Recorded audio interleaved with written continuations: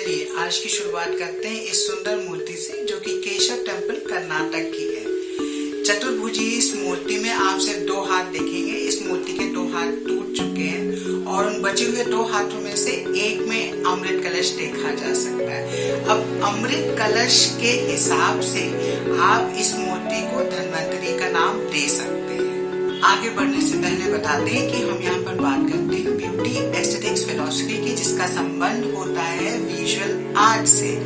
और आज हम चर्चा करेंगे धन्वंतरी की। वो कैसे आए, कैसे प्रकट हुए, क्यों प्रकट हुए और हिंदुइज्म में उनका क्या रोल है।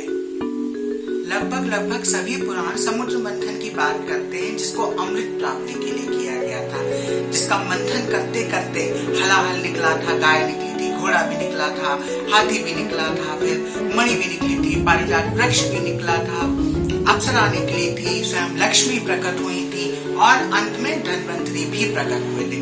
कौन कौन सी चीजें समुद्र मंथन में निकली थी, अलग अलग पुराणों में कुछ फेर बदल करके दिया गया है, बट मोस्टली जो कॉमन चीजें हैं उनमें हलाहल निकला था, कौस्तुभ मणि निकली थी, इंद्र का ऐरावत निकला था और लक्ष्मी निकली थी, अमृत निकला था, सुरभि निकली थी। अब सुरभि कुछ जगह पर सुरभि कह दिया जाता है, कुछ जगह पर इसको कामधेनु कह दिया जाता है। पारिजात वृक्ष निकला था जो कि स्वर्ग का वृक्ष था, जिसको बाद में कृष्ण के समय में कृष्ण की जो तीसरी पत्नी थी सत्यभामा, वो पारिजात का फूल चाहती थी, जिसके लिए बाद में युद्ध करना पड़ा था कृष्ण को, वही वाला पारिजात वृक्ष। आज के समय में उस पारिजात वृक्ष को आप हर श्रृंगार का वृक्ष कह सकते हैं। लोग कहते हैं, मतलब अगर आप हर श्रृंगार का फूल देखेंगे तो उसी को आजकल की भाषा में पारिजात का फूल कहा जाता है। उस समय पारिजात का फूल कैसा था पता नहीं, बट आज के समय में उसको कहा जाता है। हाँ, तो लौट कर आते हैं समुद्र मंथन पे। हम बात कर रहे थे कि समुद्र मंथन हुआ था अमृत प्राप्ति के लिए, जिसमें मंदार पर्वत को मथनी बनाया गया था और वासुकी जो शिव के गले में रहता है, कर्कोटक शिव के कलाई में रहता है और वासुकी शिव के गर्दन पे लिपटा रहता है, उसको रस्सी बनाया गया था।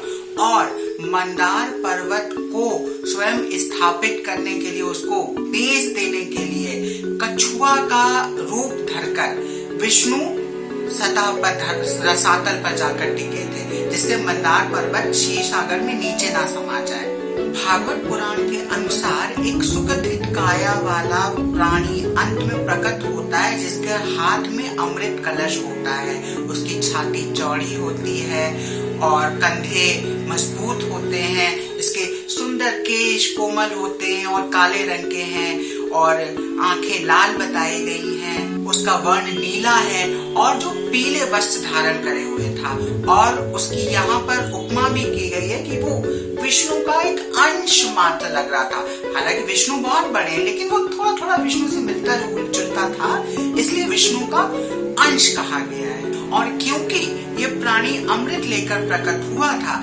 इसलिए इसका नाम कहा गया धन्वंतरी। अंग्रेजी भाषा में आप इसको कह सकते हैं father of science of medicine, mean science of life.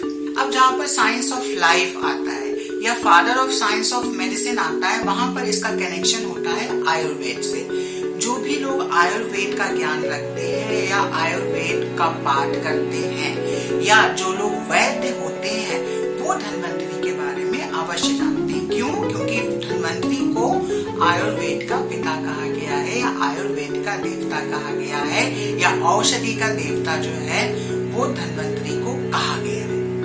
Garuda Purana इस बारे में बात करते हुए कहता है कि धन्वंतरी ने स्वयं शुश्रु ऋषि को इसका ज्ञान दिया और जो बीमारियां होती हैं उसके 5 चरण या 5 प्रकार बताए। हम यहाँ पर आयुर्वेद की बात नहीं करेंगे क्योंकि वो एक अलग टॉपिक है। हम यहाँ पर सिर्फ और सिर्फ धन्वंतरी की बात करेंगे, जिसका विवरण गरुड़ पुराण में भी दिया गया है। गरुड़ पुराण, जैसा कि हम आपको पहले बता चुके हैं, उसमें बहुत सारी चीजों का ज्ञान है, लेकिन उसका कोई पाठ करता नहीं है क्योंकि लोग इसको सजेस्ट नहीं करते हैं। अब धन्वंतरी अमृत लेकर प्रकट हुए थे, तो अमृत का कॉन्सेप्ट क्या है इसको थोड़ा सा समझते हैं। अमृत का मतलब है आज के समय में कोई भी ऐसी औषधि जो कि आपके शरीर में जाती है, उस शरीर जब वो आपके शरीर में चली जाती है, उसके बाद अगर आपके शरीर में कोई व्याधि उत्पन्न होती है या कोई खरोंच या कोई घाव होता है तो वो औषधि आपके शरीर में इतनी जल्दी उसकी भरपाई करती है कि आपको पता भी नहीं चलता है।